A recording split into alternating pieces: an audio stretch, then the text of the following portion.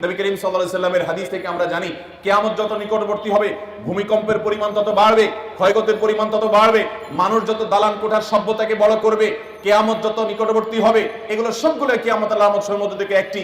এই ভূমিকম্পের পরিমাণ যত বাড়তে থাকবে, কিয়ামত যত কাছাবে, ঘন ঘন ভূমিকম্প সারা পৃথিবীতে হবে। এর ভিতরে বড় আলামত সমূহের মধ্যে থেকে একেবারে কিয়ামতের কাছাকাছি সময় গিয়ে যে ভূমিকম্পগুলো হবে সেগুলো একটা হবে পূর্বে, একটা হবে পশ্চিমে ভূমি ধসের ঘটনা ঘটবে, একটা হবে মধ্যে। এরকম বড় বড় ভূমিকম্প হবে, ভূমি ধসের ঘটনা ঘটবে, যে গোটা পৃথিবীর সকল সিস্টেমকে প্রায় ধ্বংস করে শেষ করে দিবে এবং জানান দিবে যে পৃথিবীর আয়ু শেষ হয়ে এসেছে। আমরা আজ যে ভূমিকম্পকে মনে করছি না এটার সাথে ধর্মের কোনো সম্পর্ক নেই, এটা নিছক বৈজ্ঞানিক বিভিন্ন সূত্রের আলোকে আমরা বলি যে এই কারণে হয়েছে সেই কারণে হয়েছে, সেগুলো অবশ্যই সত্য হতে পারে, সেগুলোর সাথে কোনো সাংঘর্ষিকতা নেই।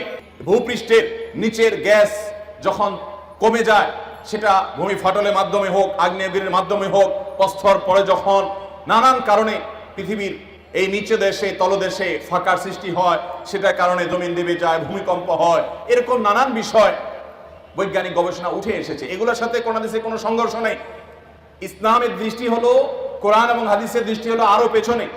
যেই কারণেই হোক না কেন, ওই কারণের পরের কারণ, তারও পরের কারণ, তারও পরের কারণ, সেগুলো বিজ্ঞান আর বলতে পারবে না। একজন ইমানদার বলতে পারবে আল্লাহর হুকুম হয়েছে, সৃষ্টি জগতের মালিকের ফয়সালা হয়েছে, তাই হয়েছে। মোহতারাম হাজেরিন, এই সমস্ত ঘটনা থেকে আল্লাহ তাআলা আমাদেরকে শিক্ষা গ্রহণ করার তৌফিক দান করুন।